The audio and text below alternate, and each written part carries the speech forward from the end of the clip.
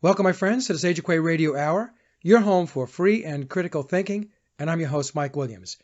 Tonight, my friend and colleague Sofia Smallstorm returns to the show.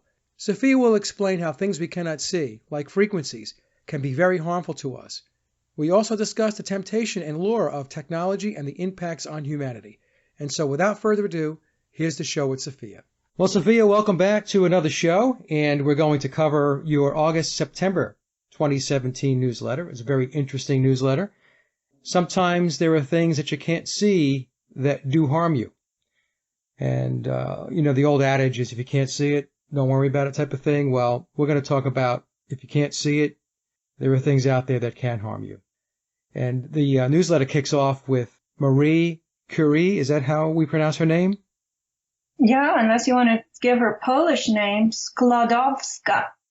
I don't think I'm even saying it right.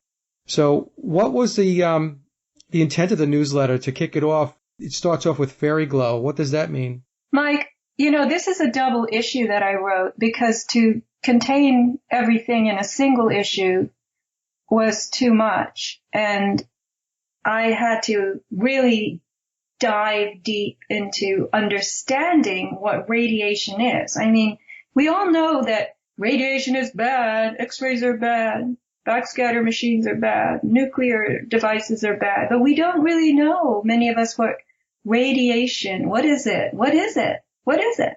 Right? Right. Well, we talked about this before we got started, and it's a very elusive term.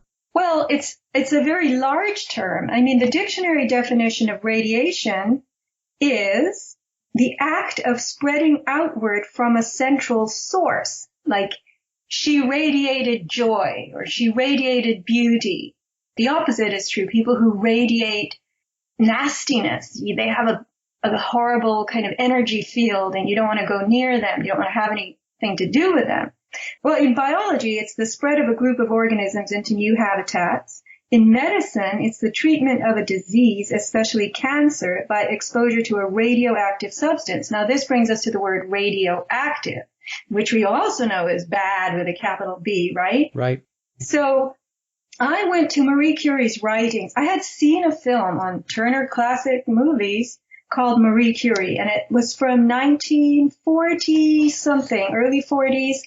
It starred Greer Garson, and Greer Garson had been very fascinated with Marie Curie's life. And I found the movie very, very interesting. I then wondered, of course, well, how closely did it follow Marie Curie's real experience? But Marie and her husband, Pierre, who was actually into another topic of research, and he left it to join her in her incredibly arduous quest to isolate what it was in pitchblende that was so radioactive. Now, pitchblende is a rock. It's an ore. Actually, pitchblende is a big mix of lots of different metals and materials, and it's very dense. And Marie Curie was looking for whatever it was in pitchblende that made it so radioactive. And she writes, I found, as I expected, that minerals of uranium and thorium are radioactive. This is what they already knew. But to my great astonishment, I discovered that some are much more active than the oxides of uranium and thorium which they contain. A specimen of pitchblende, which is an oxide of uranium ore, was found to be 4 times more active than oxide of uranium itself. How could an ore containing many substances which I had proved inactive be more active than the active substances of which it was formed? So by active, she means radioactive. She means that these substances they're unstable and they give off particles. And that's what radiation is in this context. There are elements on this earth that are, fundamentally in the class of metals, and they are not stable elements. They're constantly giving off particles that are even subatomic particles. So she says here, The answer came to me immediately. The ore, pitchblende, must contain a substance more radioactive than uranium and thorium, and this substance must necessarily be a chemical element as yet unknown. Moreover, it can exist in the pitchblende only in small quantities, else it would not have escaped the many analyses of this ore. But on the other hand, it must possess intense radioactivity since it produces such remarkable effects. And that's when she began trying to isolate this unknown element from pitchblende. And she used chemistry for that. She used her husband as well. And they were given by the university in Paris a very, crude workshop. They were in that place for years and years and years. And they were isolating this thing. And they used tons and tons of pitchblende ore that was considered a waste. They had obtained it from the Austrian government. The uranium had already been extracted out of it, and still it was radioactive. And I found it very interesting that the transport of these tons of pitchblende that Marie and Pierre labored over, tons, literally tons, was paid for. The transportation benefactor was Baron Edmund de Rothschild. Yeah, go figure. Now, Sofia, this was over 100 and something years ago, too, right? I want the audience to kind of get context. This isn't 50 years ago or 60 years ago. When was Marie Curie doing this work? She was doing this in 1897, the late 1890s, yeah, I believe. That's when she started to study the compounds of uranium. See, they had already discovered Wilhelm Röntgen. I think that's how you say it. I tried. The German physicist in 1895 discovered X-rays. And I'm going to read from my newsletter. The discovery of X-rays in 1895 by the German physicist Wilhelm Röntgen freaked out the world. He sent electric current through a cathode ray tube containing low-pressure gas, and the tube glowed. In addition, even when covered with black paper, the tube sent its rays out such that a glowing greenish light showed up on a nearby screen. Röntgen discovered that the rays would make shadowy shapes of solid objects on film, and they could pass through human flesh, leaving bones visible. Not knowing what they were, he called them X-rays in the way math uses X for an unknown, and the name stuck, and we still call them X-rays. So, at that time, the late 1890s, science was discovering properties that could see through other solid forms. That's a very bad way of putting it. But the following year, I'm going to read from my newsletter, French scientist Henri Becquerel, working with fluorescent minerals, put an unfinished experiment in a drawer and found when he opened it that a bit of uranium he had placed on photographic film and wrapped in light-proof paper had left its image on the film anyway, even after being shut up in a drawer. And, Marie Curie wrote that a new radiation was being established. Becquerel, she said, succeeded in demonstrating that uranium and its compounds spontaneously emit rays that are able to traverse opaque bodies and to affect photographic plates. And her question was this. Here was a substance, uranium. She's looking at Becquerel's uranium that he wrapped up and put in a drawer. Substance emitting spontaneously and continuously radiations similar to Röntgen rays, yet ordinary Röntgen rays can be produced only in a vacuum tube with the expenditure of energy. But what process can uranium have that furnishes the same rays without expenditure of energy? This is what they were really puzzled about. How is it that some of these elements can send off rays and you're not electrifying them or doing anything to them? Yeah. So they have a property within themselves. And that's what led her to isolating radium. She had to pour acid on pitchblende. She had to separate it. She had to make certain things, steam off in this acidic cloud, and she would boil and stir. She writes here that she was exhausted, physically exhausted doing this work. She said, We expected that perhaps a few weeks would suffice to solve the problem. We did not suspect that we had begun a work which was to occupy years and which was brought to, I'm going to throw in the word success, only after considerable expenditure. Now, what was her background, Sofia? As I was reading your newsletter, she seemed to know an awful lot about doing this work. We're going back into the late 1800s. Do we know, I mean, was she trained in chemistry, or do we know? She was a student of physics. Okay. She had to learn all about chemistry in order to break apart this pitch blende, which you can just, it's this amalgam of many, many different elements. And my theory is that nature takes its dangerous elements and it binds them up deep inside rocks in places where biology can't go. It's saving us from these radiations, as Marie Curie called them.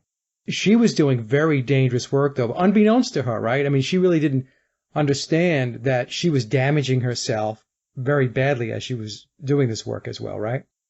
No, she in the end, we have to say that she isolated 1/10 of 1 gram of radium, 1/10 of 1 gram from, I think it was 4 to 7 tons of pitch blende. She worked with 20-kilo batches, she and her husband, and they stirred and stirred. I mean, it was like a witch's brew.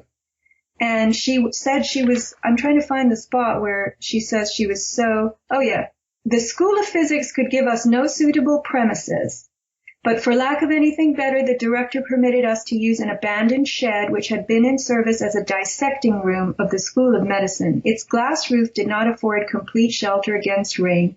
The heat was suffocating in summer, and the bitter cold of winter was only a little lessened by the iron stove. There was no question of obtaining the needed proper apparatus in common use by chemists. We simply had some old pine wood tables with furnaces and gas burners. We had to use the adjoining yard for those of our chemical operations that produced irritating gases.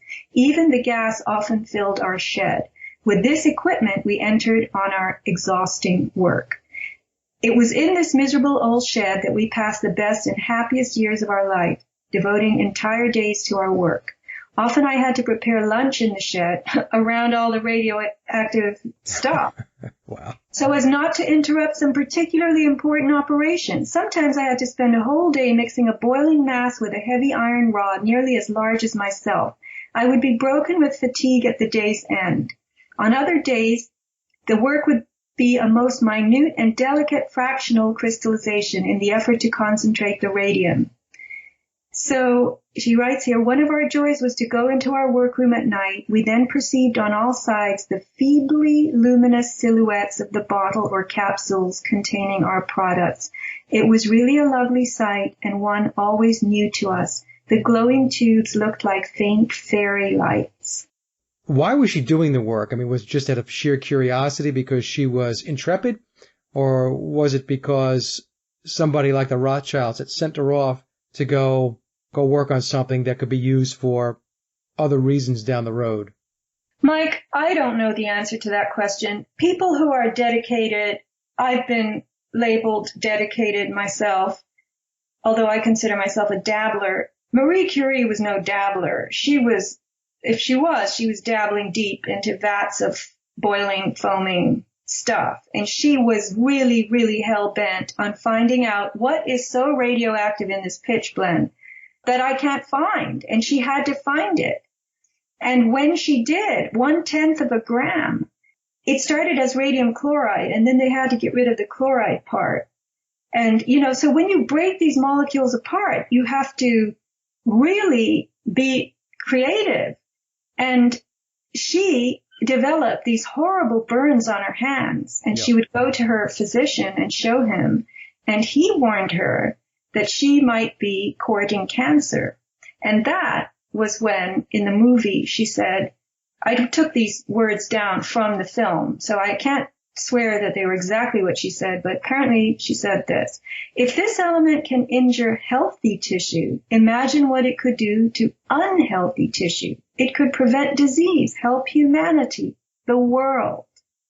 And in the end, she died of aplastic anemia, which is a form of cancer. It's when your bone marrow just shuts down basically on you, and you can't produce any kind of viable blood cells. You can't produce white cells, red cells, platelets. You just can't, your blood just doesn't happen anymore. It's kind of a weird logic for somebody who is so bright, if the quote is true and accurate, by saying, hey, look what it can do to healthy tissue. Imagine what it can do to unhealthy tissue, right? So, I mean, that was kind of weird to me when I read that, because your first inclination would be, well, if it's damaging healthy tissue, you probably should stay away from it. You know what I'm saying? It would seem kind of odd that somebody who, with that level of intelligence, would say something like that. This was very early in the process of experimenting with the unseen energy, you know, and that's what we're going to get into in this discussion, I think. The early days of X-rays were fun and games. It is really laughable to us how blithe people were about doing this radiography, as it was called.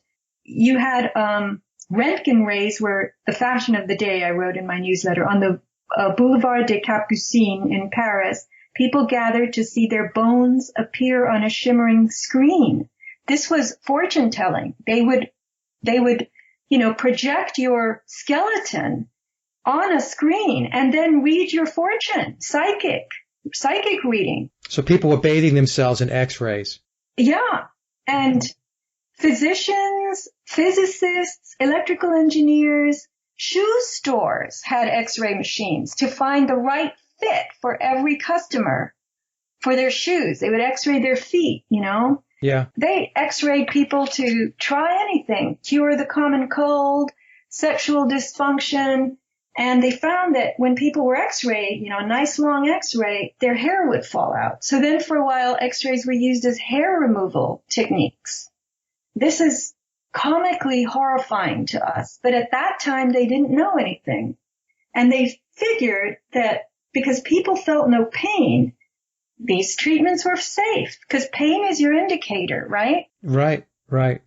Well, that goes along, and we'll get into this, I'm sure, with all of the Wi-Fi and all of the electromagnetic frequencies. People still have that same mentality, right? They can't see it, they can't feel it, so it's not doing any harm.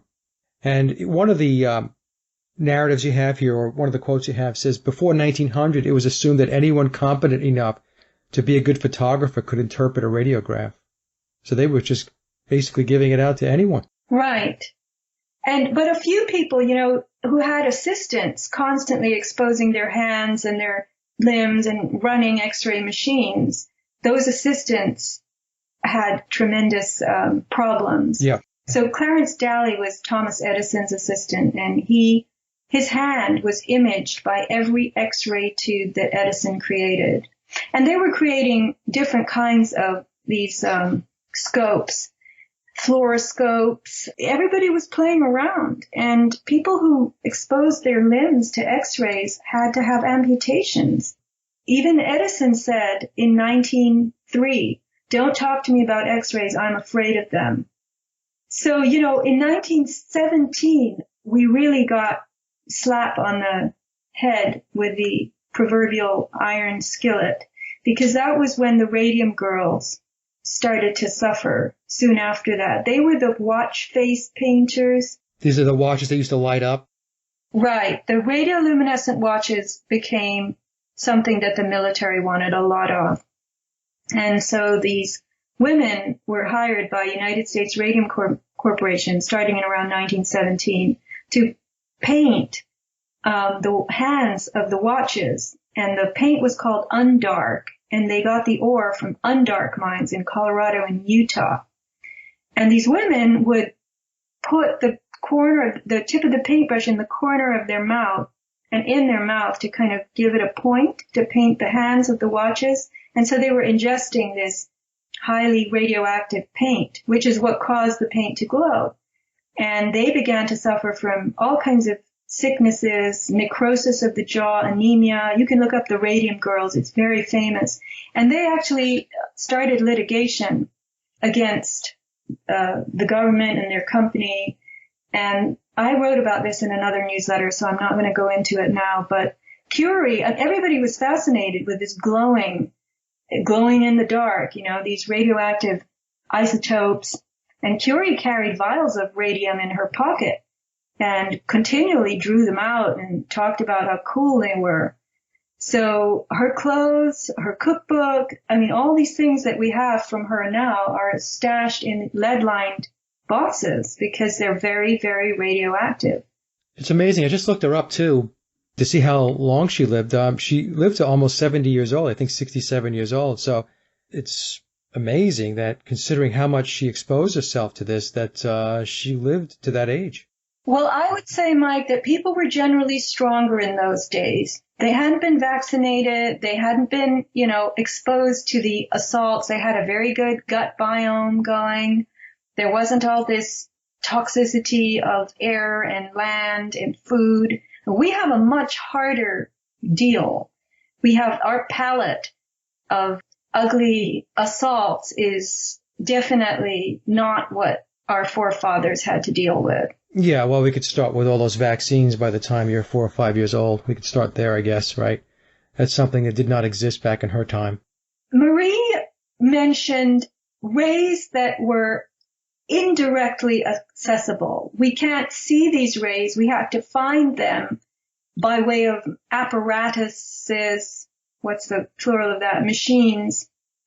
And she talked about the spectrum. Now, we're very familiar with two parts of the spectrum, what she called the luminous spectrum, which is the visible spectrum, and the spectrum of sound waves, that auditory sound that we hear.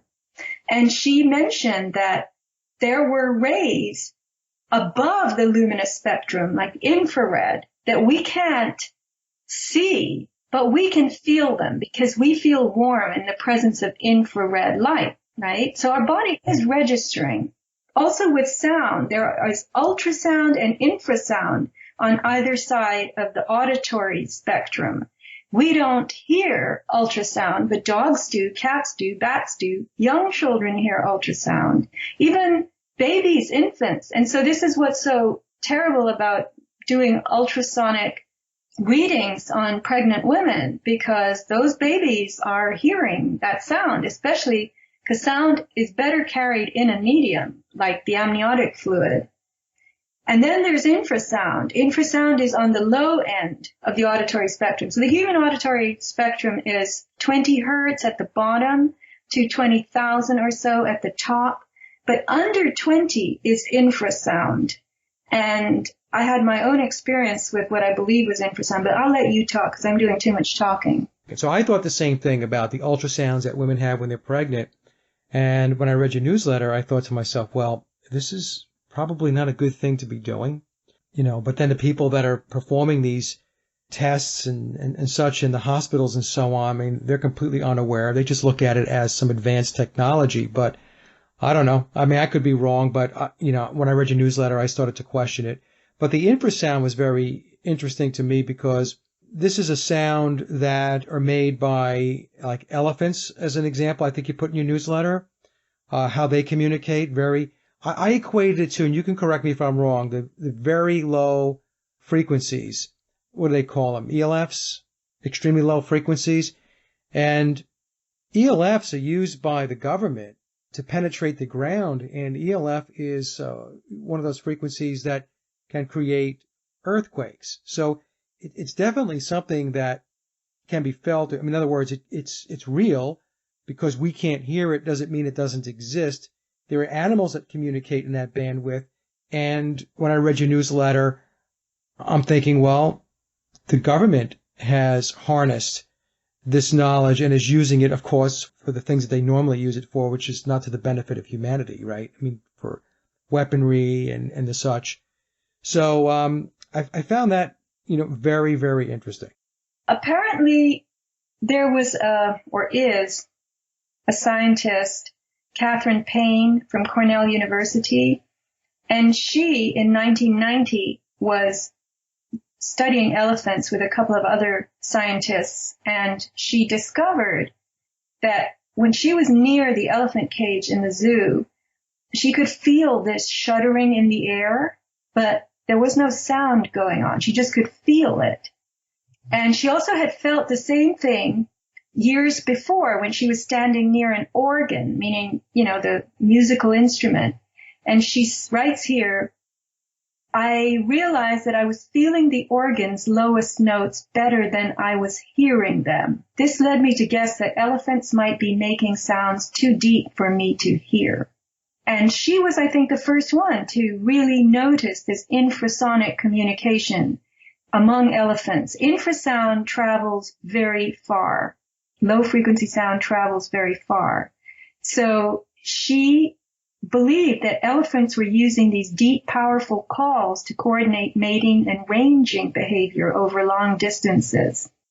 I think there's infrasound, Mike, in all kinds of different situations, like explosions, volcanic eruptions, and infrasound really causes our bodies to feel out of sorts, and it can end up being very damaging if it's amplified.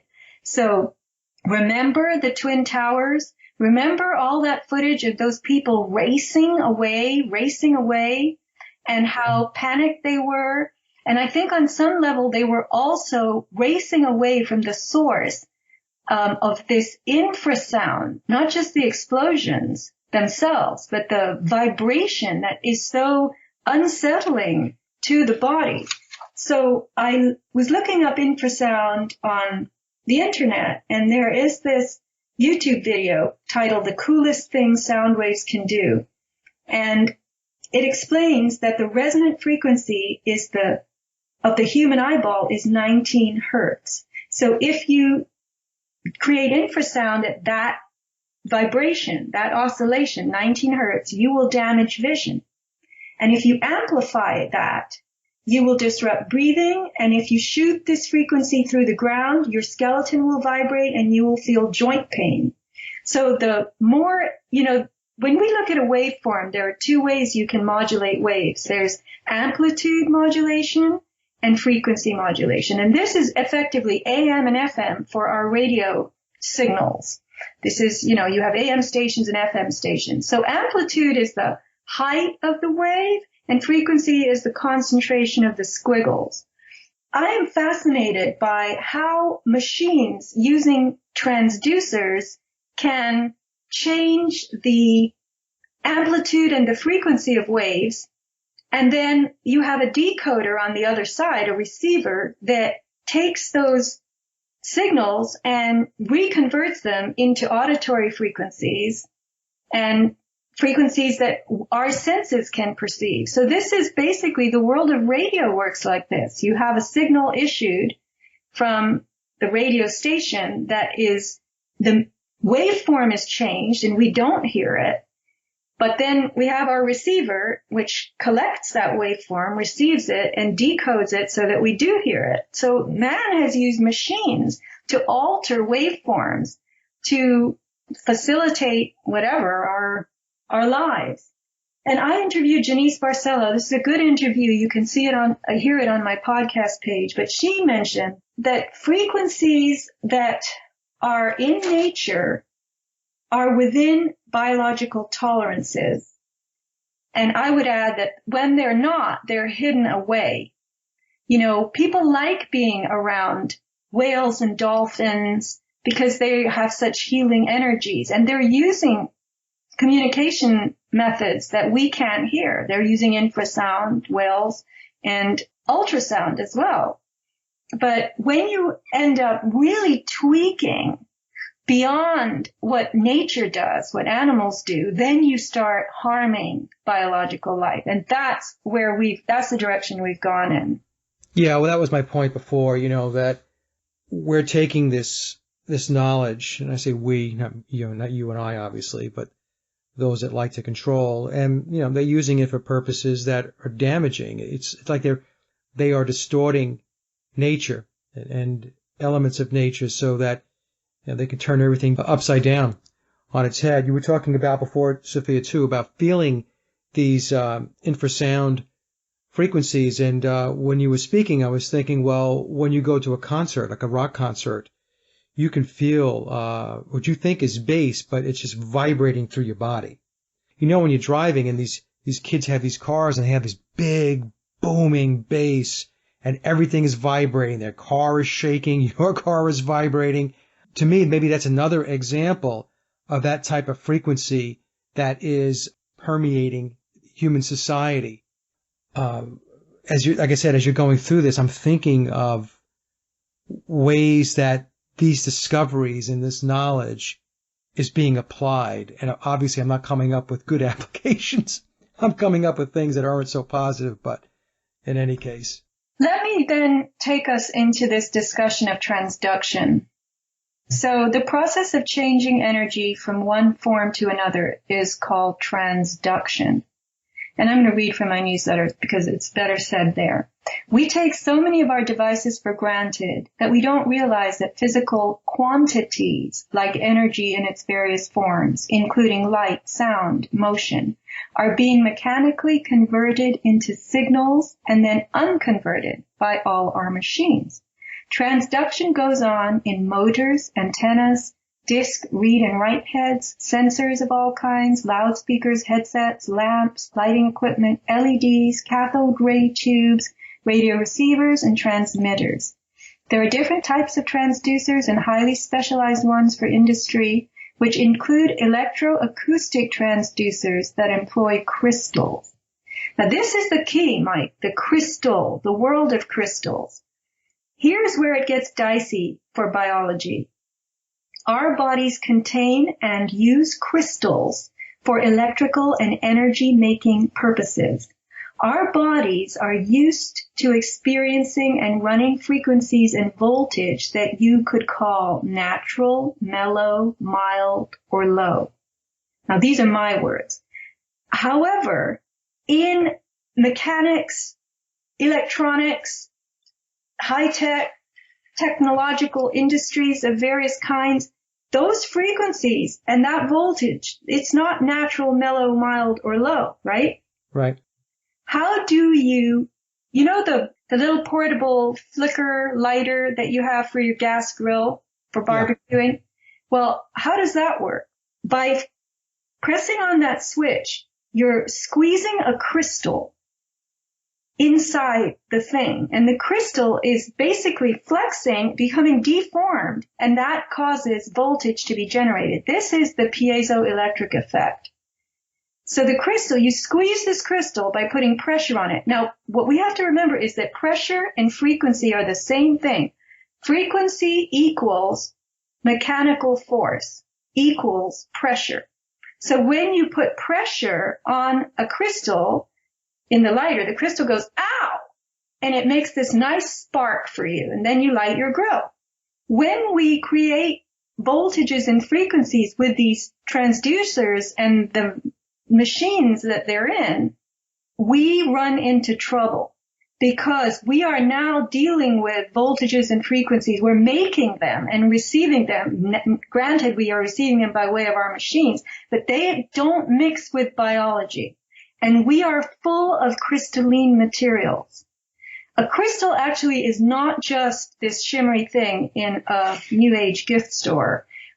In industry, crystals can be different kinds of metals. They're not necessarily pretty, but the idea of a crystal, technically, and I'm reading from Explain That Stuff, this website, is that it's atoms that are irregular in their arrangement. Those are piezoelectric crystals. So by crystal, scientists don't necessarily mean those glimmery bits of rock. They mean any solid whose atoms or molecules are arranged, this is the traditional crystal, in an orderly way based on endless repetitions of the same basic atomic building block called the unit cell. So a lump of iron is as much of a crystal as a piece of quartz. It's like a climbing frame. You have this three-dimensional patterned structure. But there are other crystals where the atoms are not regular. They're irregular. And when you flex them, they try to go back into balance again.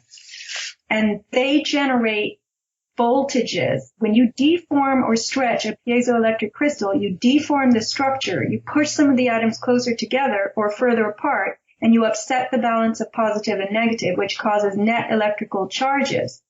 So this is the way they use transduction in, for instance, a microphone, in a stylus needle, in ultrasound machines. They're squeezing quartz crystals.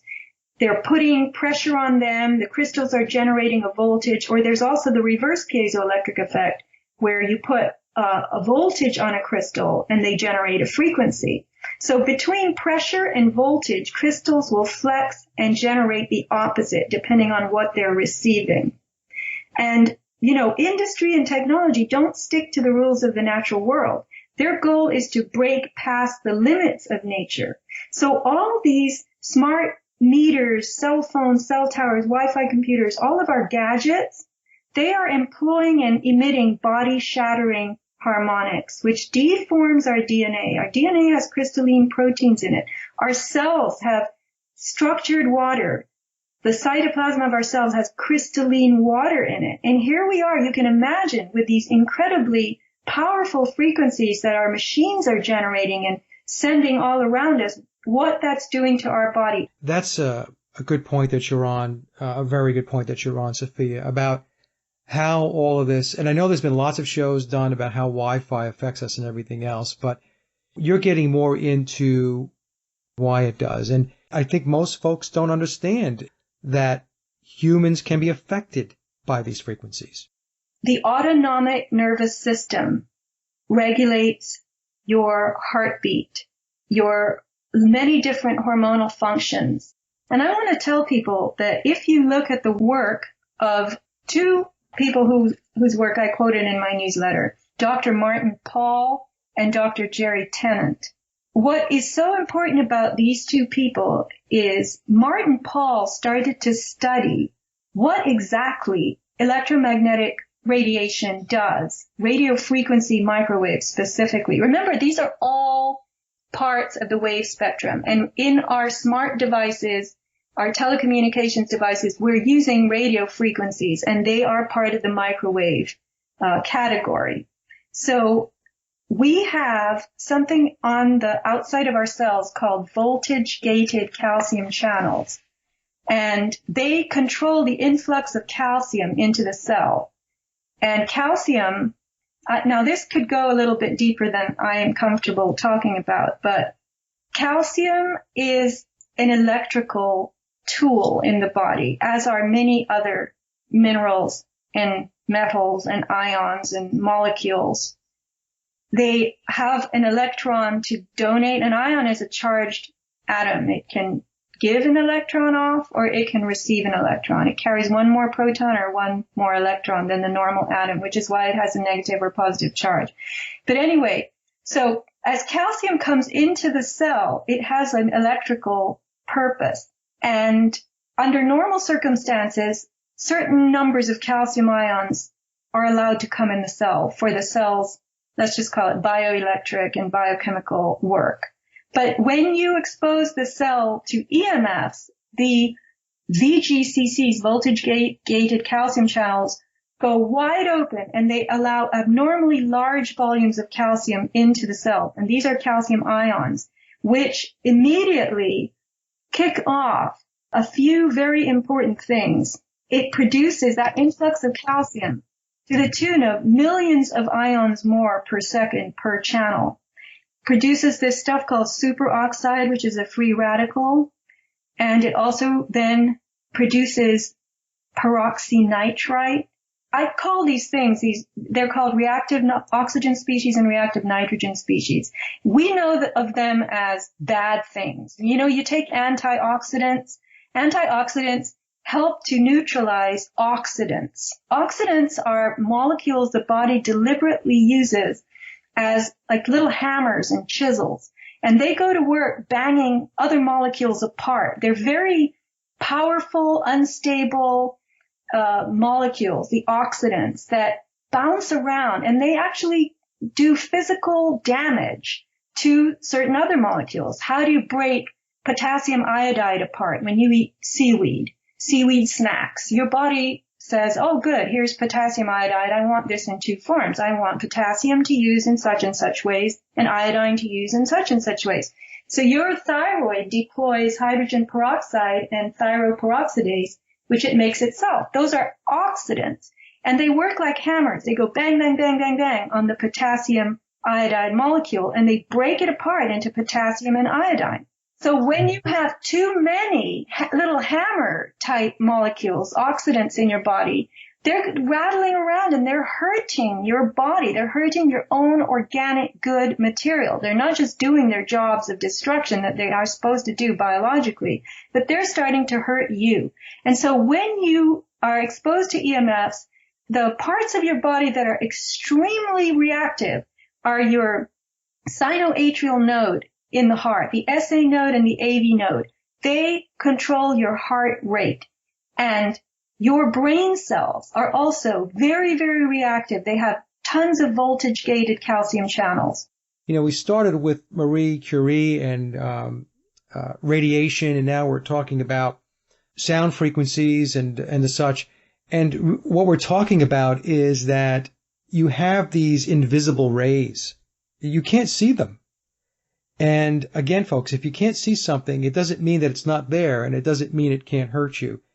So, that's the thread here, and that's why things like Wi-Fi, EMF, especially this 5G. Now, with 5G technology, they're able to direct that frequency with 5G very specifically. That's why along your roads there are going to be multiple 5G transmitters in order to be able to deliver that technology. But the thing with 5G is it's very, very direct.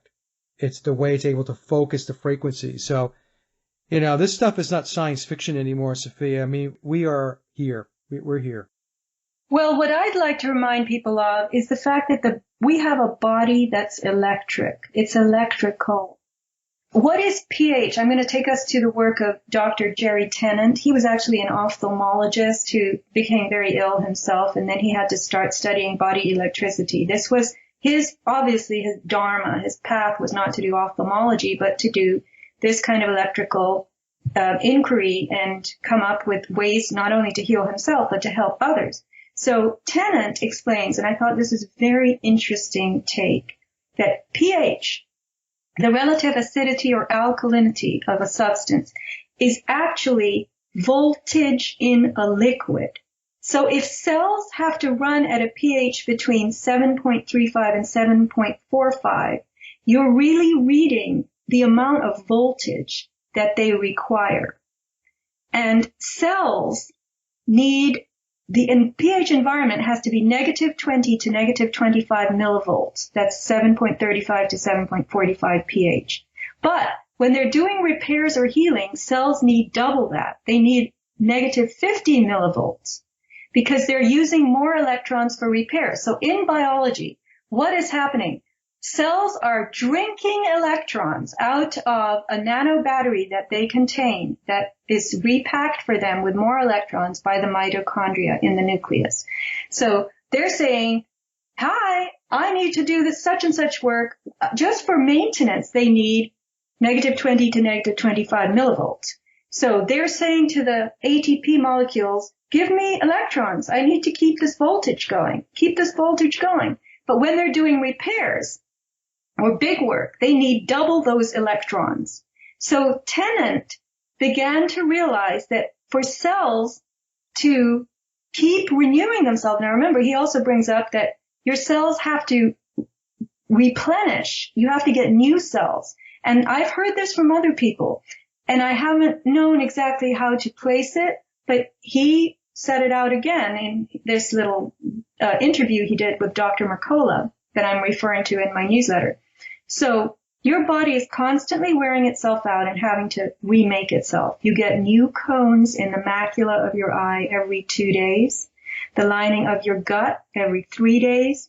The skin, our external organ that covers us, is 6 weeks old. The liver is 8 weeks old. Nervous system is 8 months old.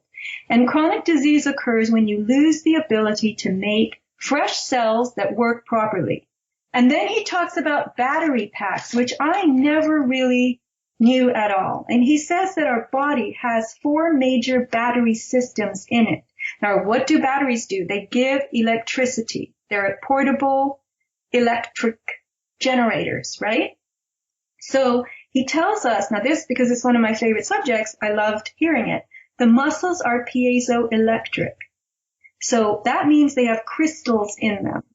And when you engage them, when you squeeze them, when you contract your muscle, when you stand up, when you walk, when you play tennis, you are actually squeezing these crystals and they're generating voltage.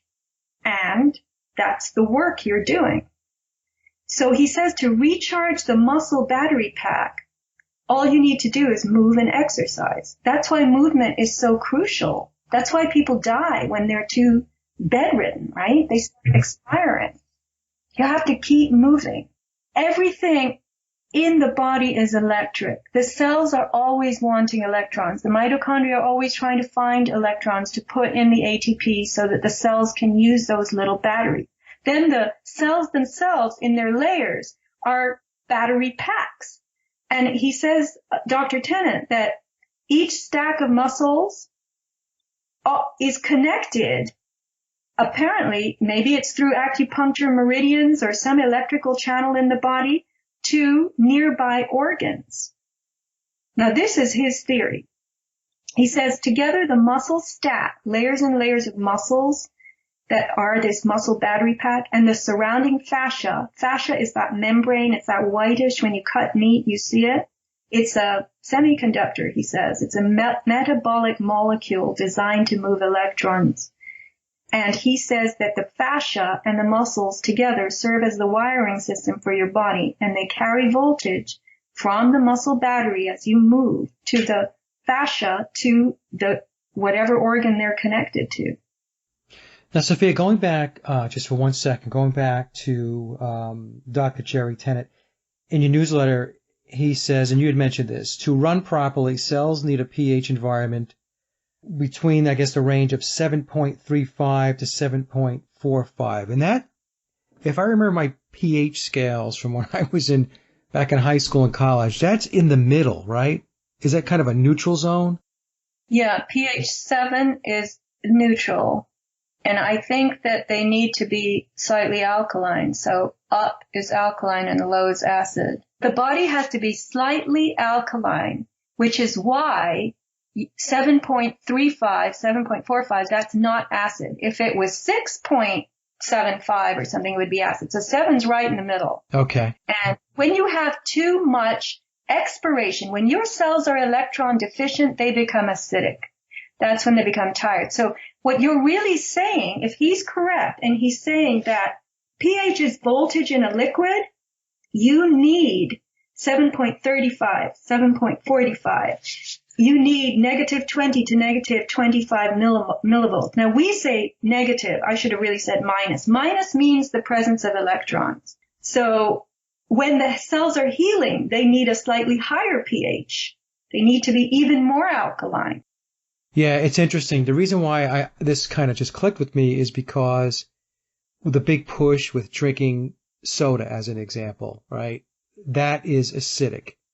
So a lot of things that are in the diets of people have moved them away from this neutral pH and not pushing them toward more alkaline, but pushing them for their bodies to be more acidic. And that, of course, is going to create all kinds of unhealthy responses from the body. And I have read, I don't know, folks, if this is true. I've done some research into it, but that cancer does not like a body that is more alkaline. That's right, because the alkalinity, if this is correct by Dr. Tennant, that it's pH is voltage in a liquid, then the body has too much energy and the body is able to battle the cancer more effectively when it's alkaline than when it's pH.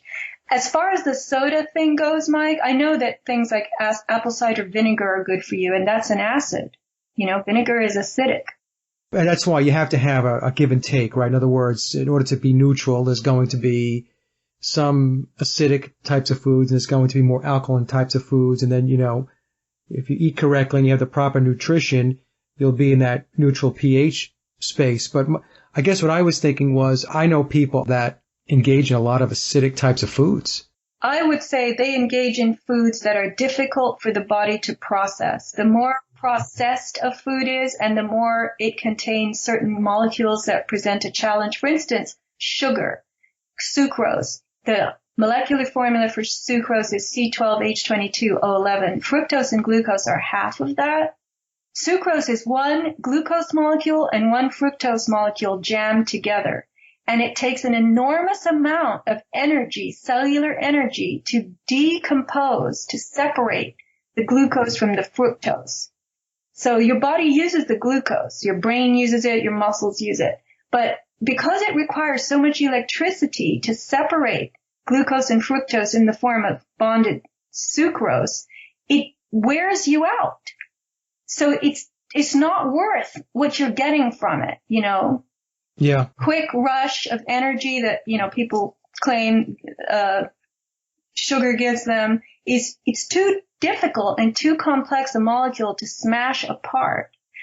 And then fructose, the liver goes, what the hell do I do with this? And it treats it as fat. This is the new epidemic now, is this non-alcoholic fatty liver disease. This is what I'm told. Everybody has it. And it comes from people eating tremendous amounts of sugar. I'm never clear on that when we talk about sugar. Is there any sugar, Sophia, that is okay, or is all sugar bad? No, I think sugar, my personal feeling is that we do well when we get certain types of complex carbohydrates that are used. They take a long time to process in their natural form, not in the form of, you know, pizza crust, white flour and pasta and cookies and that kind of thing. But carbohydrates in natural forms are, I think, pretty easily, especially if you're very active. I know people, I've mentioned this on shows before, people who eat nothing but fat, ketogenic diet, no carbs, and they eat meat and various kinds of animal proteins. And they cannot run. They cannot swim long distances. They cannot bike long distances because they don't have glycogen in their muscles. And that's what it takes to do a certain kind of VO2 output. But anyway, that's debatable. Sugar is something, the brain needs it. The brain also needs fats. But when you take in sugar in these synthesized forms like Coca-Cola or pies and cakes, your body is going to say, what do I do with this? It's going to take me so much time and energy to break this cake into something that I can use that it becomes more tired doing that and more toxic doing that. So that's where I think those kinds of very processed food, because it takes the body so long to separate them, and then half of what it is all these additives and dyes. I mean, look at the dyes in orange soda and these things that I see kids on the beach, and they're sitting there with these cups of stuff that's blue and green and yellow and pink. How could that be good for you? And the body is just, you know, bewildered at what it has to do to process this stuff. This is what's so sad about the diets of people, and also what's very sad about medicine, Western medicine, is because, you know, somebody comes in with ailments and they very rarely ever address the diet. It's just amazing to me, because you're absolutely right. The body takes in this stuff and it doesn't know what to do with it. It's a foreign substance. You're taking in these chemicals. The body is not supposed to take in chemicals. And so when the chemical gets put into the body's like, what in God's name is this? What is this? What am I supposed to do with this? And by the time it figures out, if it can, what to do with it, you've become sick. You've gained weight. You're breaking out in rashes, whatever, you know, and people just don't get it. A lot of people don't get it. Of course, some people do, but many people just don't get it, Sophia. And I know I digress there, but I got in this whole pH thing and it just took me down a road here. No, it was a good place to go. I say, you know, if you look at something and you can't figure out how it's made, don't eat it. Right. You know, if you look at a blue liquid in a plastic cup and the cup has a cartoon on it, don't drink it. Yeah. Anyway, I derailed you there a little bit. So you were still on Dr. Tennett's material. Well, Dr. Tennant is obviously a man who has created a language of his own, and I can't plumb that language in just a little bit of dabbling into Dr. Tennant, but he makes these modulators that pulse energy, electrons, basically electricity, TENS units. They're called TENS, and he has many different ones that he's designed, and they're supposed to promote healing. You put them next to or against your body, rather, and they pulse electricity, and that voltage is used. It's calculated by him, I guess, to, help your cells repair themselves.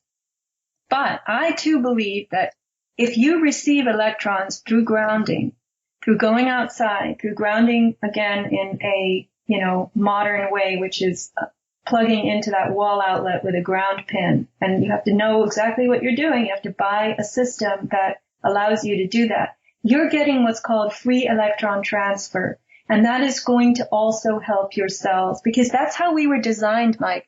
We were designed to be walking about outside. You get some electron transfer from sunlight. You get electron transfer from falling water, rain, waterfalls, ocean waves, flowing rivers. This is why people like to go to those places. They like to stand by a waterfall. They like to walk on the beach and listen to the ocean crashing around them. And, this source of free electrons is gone from our modern lives. We are sitting inside with, look at you, with headphones, guitars hung on the wall, a black t-shirt. Please, why aren't you outside? Where are you? Under an oak tree? I'm grounding. I'm upstairs and I'm grounding while I do this interview. I am grounding. I'm getting free electron transfer. I'm going to shut off my video camera. But really, we have to supply our body with what it needs. Otherwise, it's going to fall behind. And then we're going to become old and tired and crotchety, and our systems are going to start failing. And what happens in the body is it sacrifices secondary, tertiary systems, organs, structures, the health of those cells, because it wants, of paramount importance, is to keep the brain, the heart, and the lungs going. And I don't know if I've said this in interviews before, but you just take a walk and look at the old people out there. They are stumbling along, clutching at walkers. They cannot. Their skin, it looks like parchment. Their bones, their muscles, atrophied muscles, bones that are all rickety and full of arthritis. This is degeneration, Mike, and it's because they're electron deficient. Their body is taking energy from those systems, bones, skin, muscles, and saying, I got to use this for the heart, the lungs, and the brain, because that's what I require to stay alive, right? Right. What's wrong with my black shirt, by the way? It's a Gibson shirt. Oh, God. Yeah. It's great. You like it, I like it. Yeah, sure. Okay. What I'm going to do after the show is I'm going to mow the lawn barefoot. Good. And what temperature is it outside? Actually, it's pretty nice today. It's pushing 70. Well, go do it barefoot, because you will get electron transfer through the soles of your feet, and your body will bank those electrons in a substance called ground substance between the layers of tissues and cells, and it will use those to do repairs all night long, and tomorrow you'll wake up looking 10 years younger. If anybody wants to learn more about grounding, email me through my website, aboutthesky.com or avatarproducts.com. I have a little nifty grounding system that I helped to develop, and I really believe in this grounding method. And I can tell you all about it. I can let you try it out. But you have to be the right person for grounding. Once again, if your life is full of invisible rays, Wi-Fi, and you use your cell phone constantly, and you're racing around, you have a hectic schedule, you're not going to notice grounding. You're not going to notice the effects of it. I do use my grounding mechanism that you sent me. I do use that. Good. I'm glad. And that I think more and more people should use that. But I want to say, as I began earlier to mention, our body is electric. I have begun to believe, Mike, that we have ourselves in the form of our body. And that's very electric. It's all piezoelectric. There's constant voltage being generated all throughout our body, and that's basically what we need to stay alive. But we also have our life. And I just recently started to think of our life almost like this bag or balloon that we're in or we drag around with us. And that too is electric, electromagnetic. There's voltage running through our life. Our life is a dynamic thing. Our life isn't just the record of what I did yesterday, where I went last week, where I'm going to go next week, what happened to me in 1985 and 1990 and 1995. That's not, my life isn't a record. It's not just a historical record like a calendar. It's an energy force. And I am in it and with it, and it's out there ahead of me, meeting the world. It's around me. It's with me. It's dynamic. It's electromagnetic. And my intention can be carried through my life, and it can meet and cross with your intention and other dynamic, electromagnetic, moving, existing parts of others. And those lives that we all are wrapped in and carry and modulate and electrify with our movements, our desires, our wishes, our emotions, our thoughts, those are powerful agents for us and of us. Well, life is about being creative. It's, you and I talked about this a couple of days ago. We create our reality, and we can create our reality to be expressive, to explore, to discover. We can create a life like that. Or, like you said, Sofia, where most people have landed is they live their life according to events that happen. They just come across these situations and these circumstances, and they become part of the scenery. In other words, you're almost a prop in a play. And that is where many people have fallen short. They're not creating. They're not exploring. They're not discovering. They're not using their imagination. And they're not living life.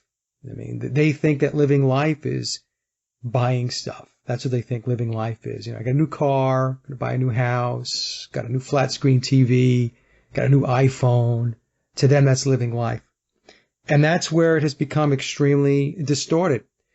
That's what I refer to as the virtual reality. That's not a real life experience. That's not what life is about. And when people can begin to understand that and realize that and start moving away from those things, then you're going to live a life that is a lot more fulfilling and expressive. The perception of that I had recently that, oh my gosh, my life is this dynamic thing.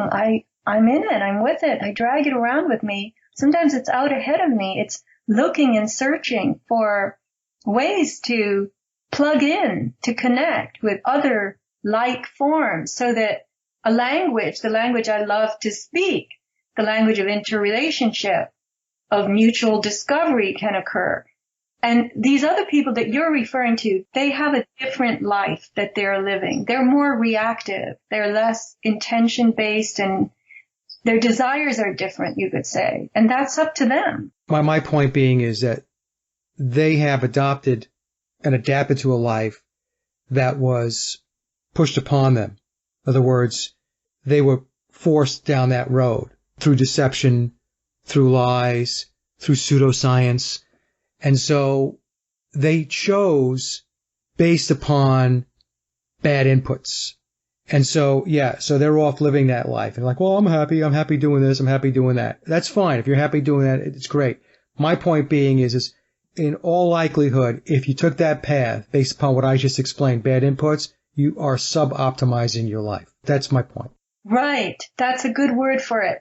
The inputs, as you call them, or the things that they are receiving and allowing into their existence are not permitting them to function in an optimal way. And they're not having the range of electrical experience and electrical potential that others are seeking who try to avoid contact with and influence from these inputs, as you call them. Yeah, that's my point. I'm not trying to pick on anybody. It's just that, and I'm not saying people are lazy or, that they don't have any motivation or drive.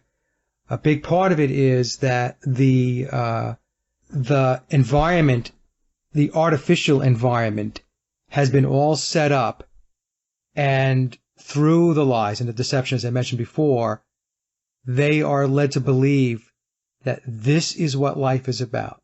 This is what existence is about. This is what success is about. This is what being a human is all about. He who has the most toys wins, right? That's a very materialistic mindset, especially in the West, especially here in the United States. So anyway, I'll get off my high horse. As we were talking about this, those are the thoughts that crossed my mind. Did you read the coyote story I sent you? No, not yet. Oh my God. Wait. I did read the coyote story. That's the one you sent to me on Skype? Yes. This was posted by someone in our neighborhood, and I want you to comment on it, given what you just said. This morning before daylight, this happened a couple of days ago in my neck of the woods. Somebody posted this. I don't know who. This morning before daylight, my black lab, Jack, was making a fuss on my upstairs balcony. He usually lets me know if there's something out back in the forest.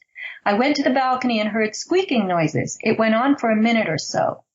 I grabbed my flashlight to see a coyote running around with one of Jack's toys. He was throwing it into the air and playing like a dog in the park. As it got lighter, I saw that there were two of them, two coyotes. Later, I went down the hill and retrieved the black penguin toy. I mentioned it to my neighbor, and he said he heard it too and saw my flashlight following the coyote. Around 10 a.m., there was another coyote in the same area looking around. Did he come back to see what happened to the black penguin? So now here you have coyotes who are totally wild, and they, in the darkness, come to the proximity of somebody's house and find a black squeaky toy. And they start playing with it, tossing it in the air, catching it, and making it squeak. And then another one of them comes later in the day. Where's the squeaky toy? Yeah. This is an example of even wild animals are enthralled by these modern toys. It's a novelty, Mike. Here's the lab in the darkness of 6 a.m. on the deck, barking and going, hey, they're playing with my toy. Yeah. And the coyotes are having a blast. They in a few seconds, they learned how to toss this thing in the air and make it squeak when they caught it. Yeah. To me, it's a fascinating little tale. I mean, the news went around the coyote hood that there's a black penguin squeaky toy over at that house. Go and play with it. Yeah, he went back home. He's like, hey, I found the inner world. It's like the new iPhone. Quick, line up. It's got toys and all kinds of stuff. Well, I mean, it's a good analogy, to go back to what we were talking about before with humans, new toys, new gadgets. It's enticing. People like that stuff. I mean, I have to admit, I like electronics, but I don't go crazy with the stuff. But I like it. There's something that draws me to it. I don't know what that is. I don't think anybody's impervious to it. Remember when we talked about the Piraha? Sure. Right? And then they were taken, I forgot, oh God, I can't believe I forgot the gentleman's name. He took them into a city. Was it New York? Dan Everett, the linguistics guy. Yes, he took them into Sao Paulo. Right. So they had never seen anything, even remotely close to something like the city. And they became very attracted to it, right? Very curious about it, very wide-eyed about it. So, right, so it's the same type of thing. Yeah, he took them to Sao Paulo, a little gaggle of Piraha, maybe 3 or 4 of them. I think they were all males. And they walked across the street. They had no idea what to do with cars. I mean, they were frozen, deer in headlights, and cars were blaring at them. And he took them into some stores, and they couldn't get over how nicely scented and made up the women were. And then the next thing they wanted him to buy them cologne and sandals and white slacks and white shirts. Well, See, so there's something very alluring about the way things have been set up, Sophia. That's why, when I take a look at what goes on in the world, that there's something supernatural about the construct, because you could take people like the Piraha, who are very happy with where they are at, very happy with their life, their existence, and you can take them from there and you can move them into this reality over here, and there's something very, very alluring about it. I mean, it's something that they're attracted to it. So I don't know, it's a very powerful force is all I can say. Well, Mike, let me throw a couple of questions at you. I find that people, wherever they are fascinated when another person has taken 1 + 1 and made 2. So if you take some natural forms and you strap them together or you make something out of something, I think there's an appreciation for that in the human brain. We really like to see and know about and play with and use what other people have created. And we like doing that ourselves, but we're very fascinated when somebody else makes something that we haven't thought of, right? Right. Call it invention. We're fascinated by invention. And the Piraha were fascinated by certain things. They had even though they're Stone Age, more or less, they had requirements that Everett had to bring them every few months from the city. They wanted matches. They wanted sharp knives. I mean, it made their lives easier. Granted, I like to cook, and I don't have to have the fanciest kitchen equipment, but I cannot imagine cooking outside on a fire or even in a hearth where you have to hang a pot over hooks, and keep the fire going to cook whatever's in it and build the fire and constantly feed the fire. I mean, that to me would be an enormous amount of work. It's much easier to have a stove that has a pilot light that flicks on and the heat is there and the pot and the pan sit on a rack and I can cook creatively. It frees me up to do cooking the way I want to do it. I don't want to be chopping wood and hauling it. I need somebody else to do that if I'm going to be the cook, right? Right. So the Piraha, so there's that. And then there's also that the Piraha were they were seduced by the smells of the perfumes and the smoothness of the skin. I mean, this is very angelic looking. And then the white, the natty whites that angels might have been wearing. And I've heard that people see angels, these forms in these white flowy robes with wings. They see them in all cultures. Is this true? Have you heard this? Yes. I mean, in the work that I do, they will be called angels, spirit guides, teachers. Yes. So when somebody who comes from a very rustic, very native, let's use the word, setting, perceives, someone who's all scented and smooth-skinned and talks softly, and there's music playing in the background of this environment that they're in, and they have white flowy clothing on, they might perceive them as some form of angel. And so they want to also have cologne and white slacks and a white shirt and angel sandals, right? I don't know. I'm just asking you. I mean, it could be. It could be. They stepped into a different realm when you think about it, and they're taking a look around and they're seeing the things that are going on. They're seeing automobiles. And like you said, the cologne, they're looking at how people are dressed. They had to walk past stores where maybe there was some technology, television sets. They're seeing people on phones talking into them. What are they doing? Why are they talking into that? Well, that allows people to communicate for thousands of miles away or whatever. I mean, like right now, you and I are 3,000 miles away, but, we can talk to each other and have a conversation and do a show. So I would think that if you stepped from a place where the Piraha are from and then you stepped into this, I'll call it a realm, yeah, you could think this has got to be some kind of advanced spiritual experience over here. Up until Dan brought the knives, we didn't have any knives. So anything's possible. I mean, I don't know, unless it would be great to be able to communicate with somebody like that and say, well, you've come here. What did you think? What was it that was surprising to you, good or bad? I don't know if they would converse in that way necessarily. It might be a difficult discussion for them because they don't talk about the past and, they don't have past tense. So. Well, I'm just saying if you had a civilization like that, and if you could ask those questions and you could formulate those questions in a way in which they could answer them, it would be interesting to get that type of feedback. And the thing, Sophia, I was thinking today, it's funny you should bring this up about cooking and having your kitchen and all that stuff. And I was thinking the same thing, I was thinking, well, what if tomorrow I had to go grow my own food, farm my own food, and do all that stuff? Could I do it? Yeah, I'd have a learning curve, but, I'd persevere and I would do it. Then I think to myself, but our society and the technology and the advancements that we have, it's not necessarily a bad thing. It's the people who control, who inject the bad into the equation. We could very easily, Sophia, have what we have and live very peaceful, very sovereign lives. That's the issue. I don't get so hung up on whether I have, guitars and amplifiers. I'm a musician. I like guitars and amplifiers.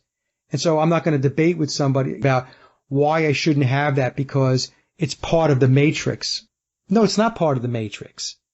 It's part of this reality, but this reality doesn't have to be the way it is. I can still be able to play guitar, have amplifiers, write music, and record music without having all of this other evil, darkness, deception all around me or all around us. Well, what you're saying is that you have a love for creating music and manipulating notes so that you can make more and more music, make it louder and softer, save it in the form of a recording, and you are appreciating the technologies that mankind has developed for purposes of doing more with music. So you have transducers, ultrasonic elements in your microphones and your, elements that create amplitude, modulation in your technological apparatuses. What's the plural of that? An apparatus? I don't know. Don't make me Google it. But anyway, and that's bringing you enjoyment, just like a stove and, cars, even the joy of being transported without having to hitch up a wagon, which is also a technological invention, a wheel and a horse, or go on foot, which would take you a long time. Imagine how long it takes to walk 10 miles and how long it takes to drive 10 miles. Right. So we are engaging to a limited extent in the use of technologies that enable us to express ourselves in ways that make our lives happy. And when you see, when you go downtown, and remember that song, Halston, Gucci, Fiorucci, it was some disco song, but you go somewhere where you're surrounded by Halston, Gucci, Fiorucci, and malls and flashing lights, and you're in an altered reality. It's very sensorially stimulating, and your senses are trying to take all this in, and it is like what you say, it's transcendent. You have transcended into a place that you never had any experience of. You didn't know a place like this could exist. You're in a different realm, a different dimension. I mean, that's how they're probably looking at it. Right. And they have to figure out that, wait a minute, this is the same dimension. It's just had the introduction of a lot of different mechanical things that have changed the speed of things, the perception of things, the experience of things. And that's what our world is today. Our world is flooded with mechanical, technological additions that have changed our experience and our perceptions in ways that aren't necessarily good. And what we have not realized is many of these apparatuses employ the alteration of waves and waveforms, and they create invisible rays that we can't perceive, that they serve us in ways that we have become addicted to and very used to, but we just don't know what is happening to us on the biological and cellular and electrical level. And Mike, this is where the newsletter went, we forgot to mention it. Our addiction to the electromagnetic radio frequency world. We are addicted to it. I know so many people who've told me, oh, I can't live without my cell phone. Don't tell me how bad it is. I don't want to know. I know. Yep. That's how people are. I mean, they can't live without their flat screen TV. They can't live without their 6,000 channels on Dish Network. Lying in bed with the flat screen on the wall in front of you, eating Fritos, drinking Coke, and having an array of medications next to you, a heating pad or two, that's it. Yeah. Going back to what I was saying before, I want to make sure that I make it clear to the audience. I was talking about technology, Sofia, and what I was saying is that the technology in itself is not bad. It is the people that are in control that are bringing the evil and the bad stuff into the equation. As an example, would it be nice that we can wake up tomorrow morning, we could still get our food in the supermarket, but there's no GMO food in the supermarket, that all the food is organic, as an example? Wouldn't it be nice that we can wake up in the morning and we have water purification plants? That's technology, but there's no fluoride or any other chemicals in the water. We can wake up in the morning and we can step outside and there's nobody spraying the living shit out of the skies with God knows what raining down on us. That was the point I'm trying to make. Yes, it's technology. Airplanes are technology. Technology is all around us. But the technology can be used for purposes that are clean and that are a benefit to humans. And I don't mean a benefit because you can get 14 football games, folks. I don't mean that. What I mean is technology that can genuinely enrich your lives with whatever it is that you're looking into, that you want to explore, you want to discover. Technology that it frees you up to be able to put more time into a hobby or something that you really like to do without all of the nastiness that has been baked into this cake. That was the point I was on before. I want to make sure I was clear about that. Well, Mike, let me ask you, you said the supermarket where there's only organic food and no GMOs. Would there be any prepared food in this supermarket? I don't know. I mean, I guess it could be prepared food. I mean, if it's prepared and it's prepared organically and, I guess that would be okay. I know that the segue into healthier stuff, I don't believe it's going to really happen in any great way here. We're going to be seduced, by, I saw a giant semi pass me for a grocery store and it was emblazoned in it had the biggest painting, photographic looking illustration on the side of the apples and oranges, and it said Albertsons organic produce. I mean, it was as big as the truck, this advertisement. And I'm thinking they want to drag everyone in there thinking they're good, and they're still selling bleach and toxic detergents and cleansers and prepared food in cans that's full of terrible stuff and food liners in their whatever. You know what I'm saying? Yeah, no, I know exactly what you're saying. And one of the things, too, is, one of the ways that you can clear this up, and I'm not saying it's going to happen overnight, is that they always blame the consumer. They always blame the end user on things like plastic, as an example, right? It's your fault and it's my fault that there's plastic in the world. No, it's not. I didn't make the plastic. I'm not putting stuff in plastic containers. Okay? So if you had a reality, which includes a government that was really looking out for the betterment of humans and the world, then companies wouldn't be allowed to package with plastic. Plain and simple. You see? And I know that seems like really drastic to a lot of people. They'd be saying, what, are you kidding me, Mike? Everything's made of plastic. How are we going to stop doing that? That's ridiculous. Well, hey, before plastic, how are we packaging things before plastic? In boxes, maybe, or crates, or, I wrote in a newsletter about the arrival of plastic to a very small village in, I think it was Lebanon, somewhere in the Middle East. And they had used for many, many years this big, heavy earthen jug to carry water from the well into the house. And one day it broke. And, it was devastating for the family because this thing had been in the family for decades and it was precious to them. And it also held a lot of water, but it was extremely heavy.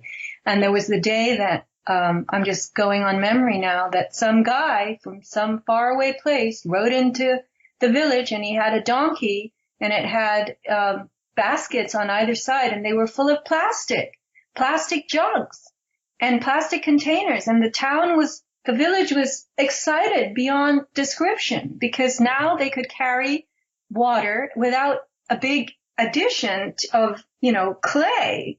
It was much easier. And when you dropped it, it didn't break. And they became plastic converts pretty much overnight. They couldn't have enough plastic.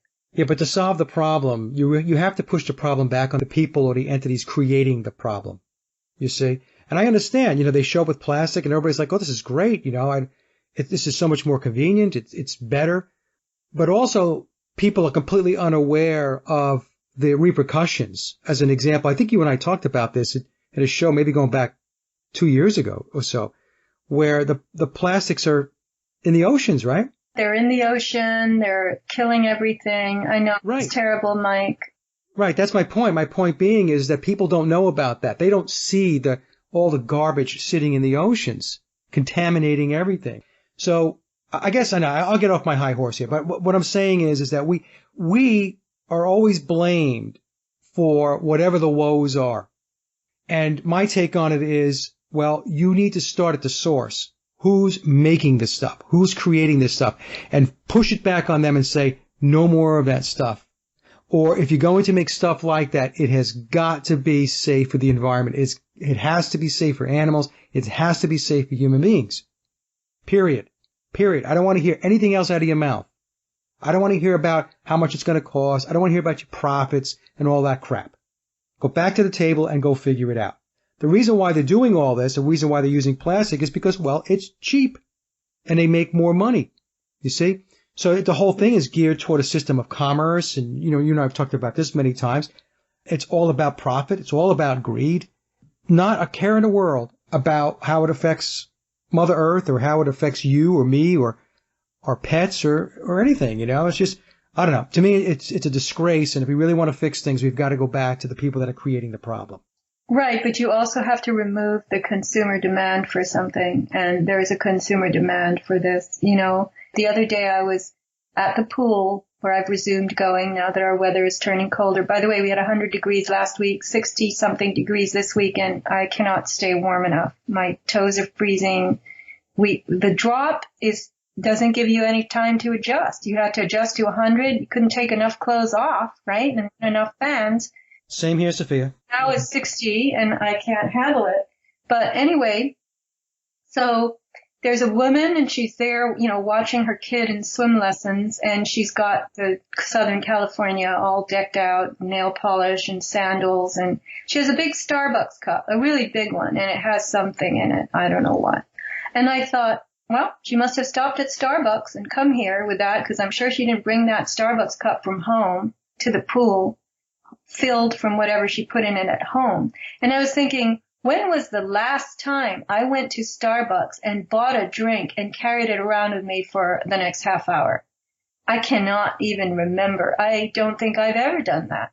Yeah. I mean, I might have once in a lifetime or once in a blue moon buy a cup of tea at Starbucks because I'm very cold or I have to kill time and I'm freezing. But, I don't buy stuff at these stores. I don't use their cups, and there are economic reasons that I don't do it, and there are also environmental and personal reasons I don't do it. But there are people who unthinkingly do this, and then, they have the cup and they just toss it into the nearest trash receptacle. Right. Well, that's it. You said there's the demand, but also these companies, these corporations create the demand. They create it. The thing is, we have no real humanitarian governance in place whatsoever. None whatsoever. We are at the bottom of the pyramid. It's like a scavenger, a bottom feeder, just sucking the life out of the lowest level of that pyramid, which happens to be us. We should be at the top, but we've been pushed down at the bottom because we're still in the feudal system. So anyway, Sophia, I think I took a left turn on you here. Is there anything else that you wanted to talk about with the newsletter? I wanted simply to remind people that the two individuals who discovered and were dabbling in piezoelectricity before radium were Pierre and his brother, Paul-Jacques Curie. Yeah. So can you imagine what they would have done with piezoelectricity had they stayed with it? What direction would they have gone in? They went to help Pierre went to help Marie, do radium instead. And I thought that was it brought it all full circle for me, because we're piezoelectric, and Marie Curie and Becquerel and these other people who developed an interest in invisible rays. And now we've brought the invisible spectrum right into the middle of our lives, and it's cooking us and helping us at the same time as we imagine it is. It's all very interesting, Mike. I don't know how to comment on it except make certain observations and sit back and try to protect myself and advise others to protect themselves from harm that could come from these invisible rays. And that's where I'll end. Okay, Sophia. No, there were great observations. It was an excellent newsletter. And again, I always say this, but your ability to tie in different threads within the newsletter is always very interesting to me, because you do a really good job of that. I want to thank you again, as always, for participating in a discussion with the Sage of Quay. They're always a lot of fun. Now, before we head out, I want to do this. Your store, anything that you want to talk about that's new, improved, or just a great product that you want to talk about once more before we head out? I would like simply to tell people that you can get from avatarproducts.com cell phone shielding cases. There is a tab in the store. You can click on it and see all the different kinds of designs. You can choose, custom design. They're all made to order. And you can put your cell phone in one of these cases, and then when it's close to your body, because the case has a silver mesh lining in it, it doesn't allow the radio frequencies to penetrate into your body. And I just want to tell people that I have seen X-rays, not the direct film itself, but reproductions of breast cancer tumors caused in women by carrying phones in their bra.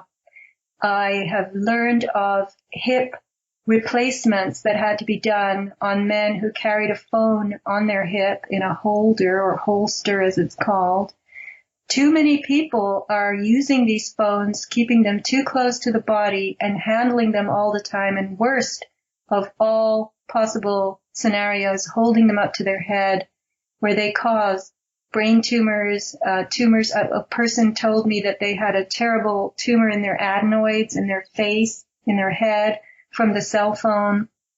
There's all kinds of damage. Remember that EMFs affect your heart pacemaker cells. There's a natural pacemaker in the heart, the SA node and the VA node. And cell phones affect your brain cells. Those are the cells. And the male testes, that's the third. So carrying the phone in your pocket, please look at the cases. They're not very expensive, $25, $30. And they will certainly do something to mitigate the effect of these cell phone frequencies close to your body. And the other thing I want to bring to people's attention is something you and I were discussing earlier. I don't sell it, but it is possible to convert your Wi-Fi into an wired transmission of internet accessibility. Call up your service provider, tell them you don't want Wi-Fi anymore and you want to have Ethernet wired service.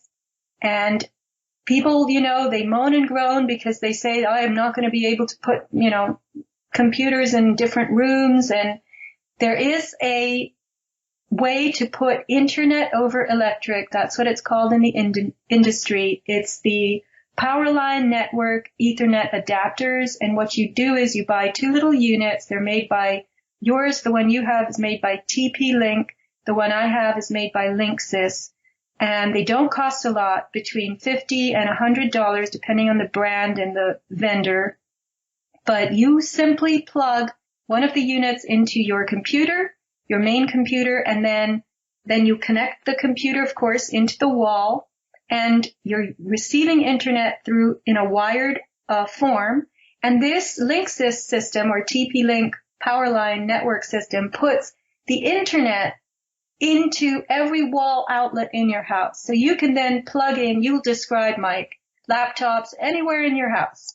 Oh, that's right, Sophia. So Sophia told me about this device, and I didn't know about it. So I bought the TP-Link version, and I think it cost me something like $50. And you get 2 units, so which means 1 unit goes, as Sophia had mentioned, your computer attaches to that, and that plugs into the wall, into a wall outlet. And then the other unit, you could place it someplace else. So as an example, if you have a Roku or some other device that requires internet, all you do is you plug it into the wall, into an outlet, and you run an Ethernet cable from that device into your Roku or your television set, and you're done. There is no wireless signal. And with the TP-Link, and I'm sure it's the same thing with, would you say it was Netgear? No, Linksys. Oh, Linksys, yeah. Linksys, and TP-Link is the other one. Yeah, and so all you need to do is, if you want more, if you need more, you just buy another device and you put it into another outlet. They give you internet all over your house. It's wired, safe internet. Every wall outlet will have that capacity. So you can move things around. I heard that you can't use an iPad with these. I don't know. Yeah, I don't have an iPad. I can tell you that, folks, that I was, still am, sensitive to the Wi-Fi, that before I plugged in the devices, if I sat in my office for a while doing work, I would start to feel anxious and sometimes maybe even feel a little out of sorts when I had no reason whatsoever to feel that way. I wasn't having a bad day. I didn't have an argument with anybody. And what it was the Wi-Fi. And as soon as I got rid of that and I used these devices that Sophia and I are talking about, all that went away. I've had several friends who told me, one of them told me, I have no problem with it, and believed that she was unaffected by Wi-Fi. And now, 2 or 3 years later, that's not the case. Now, the various friends I'm thinking of have absolutely discernible, concrete sensitivities to invisible rays, radio frequency microwaves that their gadgets are deploying and using, and don't like being around them. Now, this is called electro-hypersensitivity, and you can't dial that backwards. And that's what 2 or 3 years of consistent use and exposure does to you. It'll make you electro-hypersensitive, and everybody's timetable is different. But the fact is that you're even telling me you feel or felt out of sorts with the Wi-Fi going in your house, and that now that you don't have Wi-Fi in your house, you've told me that there's like a Zen quality in your house, and it's perceivably calmer and much nicer to be in, right?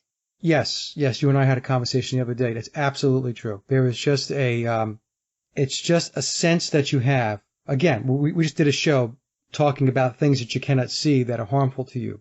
Once I shut that down and I wired my devices, the whole atmosphere of the house just felt so much better. Shake and bake, and I helped. And that concludes another Sage of Quay interview, and I hope you enjoyed the discussion as much as I did. Links to my guests' websites and social media are listed in the show notes below. And as always, I'd like to thank everyone for listening and visiting the blog. You can get to the blog by typing in sageofquayradio.blogspot.com or simply head over to our hub website at sageofquay.com. Also, if you get a moment, please visit laboroflovemusic.com to listen to my album, Leaving Dystopia. And remember, live in truth and always serve creation. It's really that simple. See everyone next week. Be safe, enjoy, and God bless.